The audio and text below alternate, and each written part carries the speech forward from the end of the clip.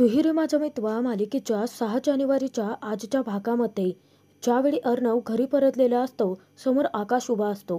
आकाश ज्यावेळी त्याची कार पाहतो तेव्हा त्याला मोठा धक्का बसतो आणि धक्क्यात असणारा आकाश तिथे अर्णव जवळ जाऊन विचारतो की दादा, अरे काच कशी तुटली? तेव्हा अर्णवला घडलेला प्रसंग आठवतो की कसं ईश्वरीचा हेल्मेट काचेवरती पडून काच फुटली. तेव्हा आकाश खूप चिडलेला असतो. आकाश अर्णवला म्हणतो की हे सगळं कोणी केलं असेल त्याचं नाव सांग, एका फटक्यात त्याचं लायसन्स सस्पेंड करतो मी. आकाशला वाटत असतं की कोणीतरी गाडी ठोकली असावी, परंतु तसं काहीच घडलेलं नसतं. चिडलेला अर्णव आकाशला म्हणतो की तो नाही, ती मुलगी होती. तेव्हा आकाशला मोठा धक्का बसतो आणि तो विचारतो की मुलगी? अर्णव सांगतो की ती तीच मुलगी आहे जिने इंदोरमध्ये आपला फॅशन शो स्पॉईल केला होता. चिडलेला आकाश तिथे अर्णवला म्हणतो, मग त्या मुलीला तू धडा शिकवायला हवा होतास. त्यावरती अर्णव म्हणतो की तिला तिची जागा मी दाखवून दिली आहे परत एकदा. आता आकाशला कळत नसतं की अर्णव पुन्हा एकदा म्हणतोय, म्हणजे आधी त्यांची भेट झाली आहे का? परंतु अर्णव त्याच्या कोणत्याही प्रश्नाची उत्तर न देता तसाच तरातरा तेथून निघून जातो. अर्णव निघून गेल्यानंतर आकाश विचार करतो की डॅमेज फक्त कारना नाही तर त्याचा इगो हर्ट झाला आहे. परंतु त्याच्या वाकड्यात शिरणारी मुलगी आहे तरी कोण? इकडे ईश्वरी मार्केटमध्ये आलेले असते. नेमकं तिच्या लक्षात येतं की तिचा ड्रेस तर किती घाण झाला आहे आणि अशा अवस्थेमध्ये जयश्रीने तिला पाहिलं तर ती तिच्यावरती आणखीन चिडेल. आता ती कचाट्यात सापडलेली असते. इतक्यातच तिला नम्रताचा फोन येतो. तेव्हा नम्रता तिच्यावरती ओरडते की अगं कुठे आहेस तू? आत्या खूप जास्त चिडली आहे. तेव्हा घाबरलेली इशू म्हणते की मला वाटलंच होतं, परंतु ताई माझा ना ड्रेस खराब झाला आहे. अशा अवस्थेत मला आत्याने पाहिलं तर ती आणखीन ओरडेल. आणि तिथे आता नम्रता एक तोडगा काढते. नम्रता म्हणते की इशू ते एक काम कर, मागच्या आपल्या बेडरूमच्या खिडकीने आत ये आणि त्यानंतर बाहेरच्या. तेव्हा ईश्वरी सांगते की अगं ताई, परंतु माझा आधीचा ड्रेस फाटला आहे ना. नम्रता तिला म्हणते की तू काळजी करू नकोस, तो ड्रेस मी शिवून ठेवला आहे.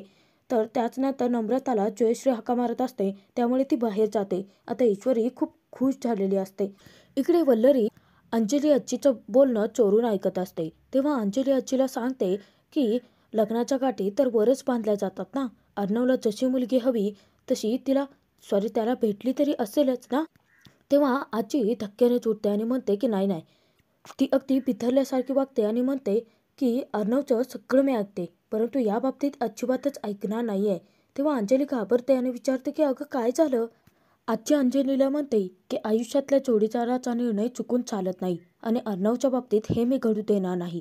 अंजली तिथे बिथरलेल्या आजीला कसंबसं शांत करण्याचा प्रयत्न करते, परंतु आजी म्हणते की कशी शांत होऊ? अगं माझ्या लेकीचा जोडीदार चुकीचा निघाला आणि कोवळ्या वयात तुम्हा दोघांना पोरकं व्हावं लागलं, असं म्हणत अर्ची खूप रडायला लागते. वल्लरी चोरून हे सगळं ऐकत असते. अंजलीला देखील त्या जुन्या आठवणींचा खूप त्रास होत असतो, परंतु शांत स्वभावाची अंजली आजीला समजावते, तिचं सांत्वन करते. आजी रडतच तिला म्हणते की त्या सैतानाने फक्त स्वतःचा स्वार्थ साधला. माझ्या मुलीला मरणाच्या दारात तर ढकललं, परंतु तुम्हा दोघांना पोरकं करून निघून गेला. अंजली आजीला समजावते की प्लीज आजी, अगं जाऊ देत ना, सोड ना तो विषय. तेव्हा आजी हट्टाला पेटलेली असते. ती म्हणते की नाही नाही, या सगळ्या घडलेल्या घटनांनीच मी आयुष्यात धडा घेतला आहे आणि मी अर्णवसाठी एक चांगली, त्याला शोभेल अशी मुलगी शोधेन. तर रडणारे आजी तिथे आता स्वतःला कसंबसं शांत करते आणि म्हणते की अंजली चल, आता रडत बसायला वेळ नाही आहे, घरात पूजा आहे ना. तेव्हा अंजली तेथून निघून जाते. तर इकडे वल्लरीचा मात्र एक खूपच घाणेरडा डाव असतो. वल्लरीला अर्णवची सगळी प्रॉपर्टी बळकवायची असते. विचार करते की अर्णवसाठी या म्हातारीने चांगली मुलगी शोधली तर काय करायचं? अर्णव माझ्या म्हणण्याबाहेर नाही आहे, परंतु तिने माझं काहीच नाही ऐकलं तर? आणि पूजेसाठी बाहेर यायला निघालेली वल्लरी स्वतःला थांबवत म्हणते की तुझ्यासाठी ही पूजा महत्त्वाची नाही, तर अर्णव कायमचाच आपल्या हातात कसा राहील हे पाहणं जास्त महत्त्वाचं आहे. तर तोचपर्यंत इकडे नम्रताने दिलेल्या सल्ल्यानुसार इशू खिडकीतून उडी मारून घरात पोहोचलेली असते आणि ड्रेस शिवल्याचं पाहता क्षणी ती नम्रतावर खूप खुश होते. त्यानंतर पटकन ईश्वरी ड्रेस चेंज करते आणि बाहेर येते. नम्रता ईश्वरीची खूप वाट पाहत असते अगदी आतुरतेने. ईश्वरी समोर दिसता क्षणी नम्रता खुश होते आणि तिथे आता इशू इशाऱ्याद्वारे आत्याचा अस्थमा बरा आहे का विचारते. त्यानंतर चोर पावलाने इशू आत्याजवळ जाते, जयश्रीजवळ जाते आणि तिच्यासमोर अगदी आनंदाने ओरडते की आत्या, हे बघ मी आले. मला यायला ना थोडा उशीर झाला, परंतु तू बरे आहेस ना? परंतु रागावलेल्या जयश्रीच्या डोळ्यातून नुसती ती आग ओकत असते आणि ईश्वरी घाबरलेली असते. नम्रता पुन्हा तिला सल्ला देते की जाऊन हात जोडून माफी माग. तेव्हा ईश्वरी पुन्हा तिचा राग शांत करण्यासाठी जयश्रीला मनवण्यासाठी तिच्यासमोर हातही जोडते. परंतु काहीच फरक पडत नसल्याने नम्रता तिला कान पकडायला सांगते. अगदी ईश्वरी कान पकडून देखील जयश्रीची माफी मागते, तरीही तिला काही फरक पडत नसतो. ईश्वरी मुद्दामच आता जयश्रीच्या समोर पर्समधून अस्थमाचा पंप काढते आणि म्हणते की बघ मी तुझ्यासाठी काय आणलंय. चिडलेली जयश्री आता आरतीचं ताट ठेवून देते आणि ईश्वरी तिथे जयश्रीच्या गळ्याची कसमच खाते. तेव्हा चिडलेली जयश्री म्हणते की तू ना मलाच मार. तुला यायला एवढा उशीर कसा झाला असं विचारल्यानंतर ईश्वरी सांगते की आत्या, मी इनहेलरच आणायला गेले होते, परंतु सगळे नुसती गडबड झाले. आणि ईश्वरी तिथे म्हणते की आपल्या गल्लीच्या तोंडावरती ना ट्रॅफिक जाम झालं होतं. हे भल्या भल्या मोठ्या मोठ्या गाड्या लावून होत्या. ते जोरजोराचे आरडाओरडा करत होते, जोरजोराचे हॉर्न देखील वाजवत होते. आता ईश्वरीच्या नाराज झालेल्या चेहऱ्यावरतीच हावभाव पाहून जयश्रीला नक्की वाटतं की कुठेतरी पाणी मुरतंय. आणि ईश्वरी तिथे म्हणते की झाले, थोडीशी गडबड झाले, काच तुटला. तेव्हा जयश्री विचारते की काच तुटला? तर ती म्हणते की काकांच्या गाडीचा माझ्याकडून चुकून काच तुटला. आता हे काका कोण असं विचारल्यानंतर आपसुकच इशूच्या तोंडातून जवळकर काकांचं नाव निघतं आणि त्या क्षणी जयश्रीच्या डोक्यात तडीक जाते. ती ईश्वरीच्या अंगावरच धावत जाते आणि म्हणते की खबरदार, त्या माणसाला काका बिका म्हणालीस तर. अगं 24 तासही अजून झालेले नाही आहेत, इथे येऊन तू रिश्तेदारी बनवायला लागली आहेस का? हे सगळं खपवून घेणार नाही आम्ही. आता इशूने एवढी मोठी गडबड करून ठेवली आहे म्हटल्यानंतर जयश्री खूप भडकलेली असते. ती ज्यावेळी तेथून देवाकडे जाऊन ती नमस्कार करत असते, तेव्हा घाबरलेली इशू नम्रताला म्हणते की आत्या खूपच जास्त भडकली आहे ना. आणि तिचा राग शांत करण्यासाठी पुन्हा तिला ताळ्यावर घेऊन येण्यासाठी ईश्वरी भन्नाट अशी शक्कल लढवते आणि ती मुद्दामच मोठ्याने म्हणते की कोण कोण खाणार आहे आलूची कचोरी. तेव्हा आपसुकच जयश्रीच्या तोंडाला पाणी सुटतं आणि ती म्हणते की आलू की कचोरी बनवणार आहे. तेव्हा इशू विचारते की तू खाणार आहेस? तर जयश्री मुद्दाम म्हणते की खाणार तर आहे, परंतु बटाटे काय फरशीतून उगवणार आहेस का? तेव्हा ते दोघींना काहीच कळत नाही. तर जयश्री त्या दोघींना म्हणते की महिनाभर इंदोरला होते, घर बंद होतं आणि इथे मी भाजी वगैरे आणून ठेवणार होते का? एवढीच जर आत्यांची काळजी होती तर येताना भाजी घेऊन यायला काय झालं असं विचारत ती तिच्यावरती खेकसतेच. आता इशू बाहेर गेली तर आणखीन काहीतरी गडबड करेल म्हणून नम्रता मार्केटमध्ये जाऊन भाजी घेऊन यायचं ठरवते. आणि ती जाते म्हटल्यानंतर जयश्रीचीही काही हरकत नसते आणि जयश्री तिथे आता आलू की कचोरी चल हट म्हणत पुन्हा इशूचा अपमान करते. परंतु इशू नक्की कोणत्या मोठ्या धर्मसंकटात सापडले हे त्या दोघींना कुठे ठाऊक असतं की अर्णवच्या गाडीचा काच तोडून तिला आता त्या गाडीचे पैसे देखील भरायचे आहेत. तिच्या डोक्यावरती मोठी टांगती तलवार असते. आता इशू विचार करत असते जे काही घडलंय अर्णवसोबतच्या बाबतीत ते सगळं नम्रताला सांगावं, परंतु कसं सांगावं आणि तिचं लॉकेटही त्याच्याकडेच असतं, ते परत कसं मिळवावं असं अनेक प्रश्न तिच्या डोक्यात घुमत असतात. इशू अर्णवच्या विचारातच असते. इतक्यातच तिला अर्णवचाच नेमका फोन येतो.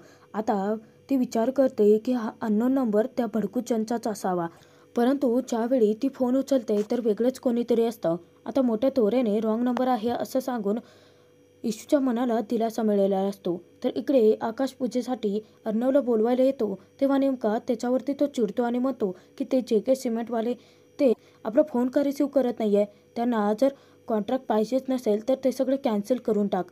त्यावरती आकाश त्याला समजावतो की चिल दादा, अरे तू शांत हो, मी बघतो सगळं. तर आकाश तिथे आता आगीत ठिणगीच पाडतो आणि मुद्दाम तो विचारतो की तू त्या मुलीमुळेच अपसेट आहे ना जिने काच तोडला होता. आता ईश्वरीचे नाव ऐकता क्षणी अर्णवला ईश्वरीचे ते बोलणे आठवते आणि अर्णव आणखीनच चिडतो आणि तो आकाशला तेथून जायला सांगतो. आकाश तिथे सांगतो की तू घरी आलायस, पूजेसाठी सर्वजण वाट पाहत आहेस, परंतु तू घरी आल्याचं कोणाला माहिती नाही आहे, चल दादा. परंतु अर्णव भडकल्याने तो निमूटपणे तेथून निघून जातो. तर इकडे नम्रता मार्केटमध्ये जात असताना ईश्वरी अडवते आणि तिच्यासोबत जाण्याचा हट्ट धरते. जयश्री तिला नकार देते. तेव्हा ईश्वरी मुद्दामच म्हणते की मग तू मला किचनमध्ये कामामध्ये मदत कर. जयश्री म्हणते की नको, तू जर घरी राहिलीस ना तर माझं नुसतं डोकं खाचेल. आणि ईश्वरीला आता नम्रतासोबत मार्केटमध्ये जाण्याचा चान्स मिळालेला असतो. तर इकडे अर्णवच्या घरी मात्र पूजेची सगळी जय्यत तयारी झालेली असते आणि अंजलीने स्वतः जातीने लक्ष घालून पूजेची तयारी करून घेतलेली असते.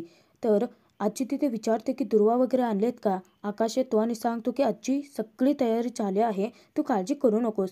तो तिचे आशीर्वाद घेतो आणि आजी देखील आशीर्वाद देते. तेव्हा आकाश गे आनंदाची बातमी देतो की दादा पूजेसाठी पोहोचलाय देखील. आता अर्णव पूजेसाठी हजर आहे म्हटल्यानंतर आजी अंजली दोघेही खूप खुश होतात. इतक्यातच अर्णवची तिथे एंट्री होते.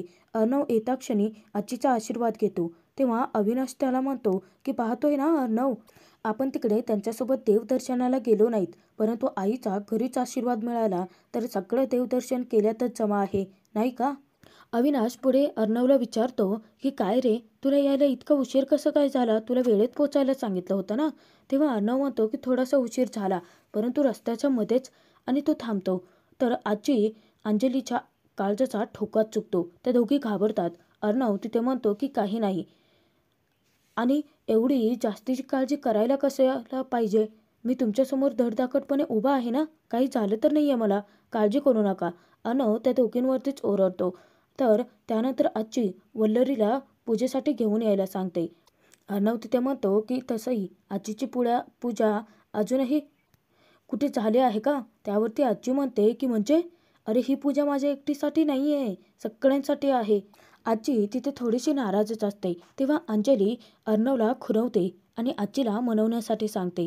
तर अर्णव तिथे विचारतो की मला सांग आजी, तुझी ट्रिप कशी झाली? त्यावरती आजी म्हणते की ट्रिप नाही रे, तीर्थयात्रा म्हणतात त्याला. अर्णव विचारतो की परंतु तुला तिथे जायची काय गरज होती का आजी, उगाच दगदग केलीस ना? तेव्हा आजी म्हणते की अर्णव, ही ट्रिप माझ्यासाठी नव्हतीच, तीर्थयात्रा मी फक्त तुझ्यासाठी केली होती. हे बघ, यशाच्या मागे धावत असताना आपल्याला त्याचं भान राहत नाही, परंतु यशाच्या मागे धावता धावता आपण बाकीचं सगळं विसरायला होतो. आणि म्हणूनच तुझ्या त्याच सगळ्याला लगाम घालण्यासाठी, कोणीतरी तुझ्या हक्काचं हवं यासाठी मी देवाकडे साकडं घालण्यासाठी तुझ्यासाठी तीर्थयात्रेला गेले होते. आता अर्णव तिथे पुढे काही बोलणार, विषय संपला असं म्हणत आजी तेथून निघून जाते. आता अर्णवची अंजलीला काळजी वाटते आणि ती विचारते की रस्त्यात येताना नक्की काय झालं, कारण त्याचमुळे तू खूप अपसेट आहेस.